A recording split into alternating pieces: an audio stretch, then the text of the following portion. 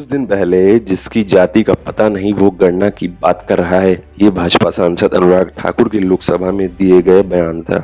लोकसभा में दिए गए इस बयान पर हंगामा बरपा हुआ था। अनुराग ठाकुर ने भले ही किसी का नाम नहीं लिया, लेकिन उन्होंने सीधे तौर पर सदन में विपक्ष के नेता राहुल गांधी पर निशाना साधा था। विपक्ष ने उनके बयान पर ऐतराज जताया और इसे असंसदीय बताया। राहुल गांधी ने कहा कि ये उनके लिए गाली है। फिर समाजवादी पार्टी के मुखिया अखिलेश यादव ने इस बयान को थोड़ा ट्विस्ट दे दिया और कहा कि कोई व्यक्ति किसी और की जाति कैसे पूछ सकता है। फिर पूरी बहस राहुल गांधी की जाति और जाति पूछने पर केंद्रित हो गई थी। ऐसे में आज हम राहुल गांधी की वंशावली की बात करते हैं।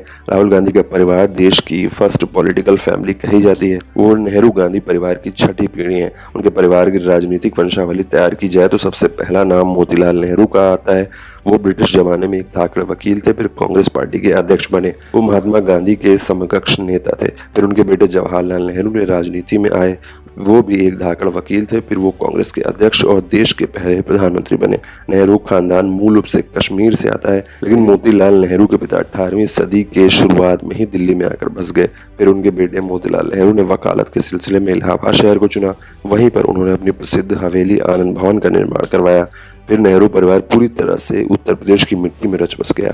आज़ादी के बाद नेहरू प्रधानमंत्री बने तो स्वाभाविक तौर पर वो दिल्ली में रहने लगे। फिर उनकी इकलौती बेटी इंदिरा गांधी भी उनके साथ रहने लगी। नेहरू की पत्नी कमला नेहरू का निधन देश की आज़ादी से काफी पहले हो गया था। फिर एंट्री होती है फिरोज गांधी की। फिरोज गांधी एक पारसी परिवार से थे। उनका व्यक्तित्व बेहद आकर्षक था। वो एक कट्टर ईमानदार राजनेता थे। इंदिरा गांधी और उनका प्यार परवान पर था, लेकिन जैसा कि आम भारतीय परिवारों में अंतरजातीय और अंतरधर्म विवाह को लेकर हंगामा होता है, वैसा ही कुछ हाल इंदिरा की फिरोज गांधी के साथ शादी को लेकर हुआ। लेकिन महात्मा गांधी के हस्तक्षेप के बाद यह मसला सुलझाया गया। महात्मा गांधी ने जवाहरलाल नेहरू को समझाया और फिरोज गांधी को गोद लेने की बात कही। फिर जवाहरलाल नेहरू और उनका परिवार फिरोज गांधी के साथ इंदिरा की शादी के लिए तैयार हो गया। फिर 26 मार्च 1942 को आनंद भवन में इंदिरा फिरोज की शादी हुई। फिरोज गांधी का मूल नाम फिरोज गैंडी या घेंडी था। इसमें सरनेम के पीछे का इतिहास भी काफी लंबा है, लेकिन महात्मा गांधी के गोद लेने के बाद उनका सरनेम गांधी हो गया। शादी के बाद इंदिरा प्रियदर्शनी नेहरू इंदिरा प्रियदर्शनी गांधी बन गए। लेकिन पूरा हंगामा यहीं से शुरू होता है। महात्मा गांधी ने फिरोज गांधी को गोद लिया था। ऐसे में क्या उनकी जाति और धर्म बदल गया? क्या उनको पारसी नहीं माना जाएगा? इंदिरा फिरोज गांधी के 2 बच्चे राजीव गांधी और संजय गांधी हुए। इस पूरी कहानी में एक और पेच है। फिरोज और इंदिरा गांधी का वैवाहिक जीवन सुखद नहीं रहा।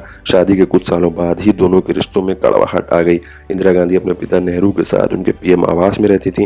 वहीं फिरोज लखनऊ में रहा करते थे। 8 सितंबर 1960 को फिरोज गांधी का मात्र 48 साल की उम्र में निधन हो गया। उनके निधन के वक्त इंदिरा गांधी उनके साथ थी। फिर फिरोज गांधी का दिल्ली के निगम बोध घाट में पूरे हिंदू रीति रिवाज से अंतिम संस्कार किया गया। फिरोज के बड़े बेटे राजीव गांधी ने उनको मात्र 16 साल की उम्र में मुखाग्नि दी। ऐसे में कहा जा सकता है फिरोज का जन्म तो पारसी परिवार में हुआ था, लेकिन मौत के वक्त वो हिंदू थे। कुछ ऐसी ही कहानी बाबा साहब भीमराव अम्बेडकर की भी है। उनका जन्म हिंदू परिवार में हुआ, लेकिन उन्होंने धर्म परिवर्तन करके बौद्ध धर्म अपना लिया था। उनकी राह पर चलते हुए उनके लाखों चाहने वालों ने भी बौद्ध धर्म अपना लिया था। यही सबसे बड़ा सवाल है। राहुल गांधी देश के एक सबसे प्रतिष्ठित परिवार से आते हैं। उनको या किसी भी व्यक्ति को पहचानने के लिए उसका कर्म और समाज को उसका योगदान ही काफी होना चाहिए। लेकिन अफसोस है कि हमारे देश में आज भी व्यक्ति की पहचान जाति से होती है। आज देश चांद पर कॉलोनी बसाने का सपना देख रहा है। दुनिया मंगल पर जाने की योजना बना रही है, लेकिन हम इस बहस में पड़े हैं कि राहुल गांधी या किसी अन्य व्यक्ति की जाति क्या है। हमारे देश का शीर्ष नेतृत्व जाति और धर्म की लड़ाई में उलझा हुआ है। ये बेहद शर्मनाक स्थिति है। बहस इस पर है कि राहुल गांधी ब्राह्मण हैं या फिर पारसी। अगर उनको पारसी मान लिया जाए या फिर ब्राह्मण मान लिया जाए तो क्या इससे समाज या देश की सारी समस्याएं खत्म हो जाएंगी? क्या उनकी राजनीति खत्म हो जाएगी? हमने आपको पूरा सच बताया है कि कैसे राहुल गांधी का पूरा परिवार शुरू से लेकर आखिरी तक शामिल रहा है। तो आप खुद ही तय करें कि वो पारसी थे या ब्राह्मण थे, और वीडियो में कमेंट करके जरूर बताएं।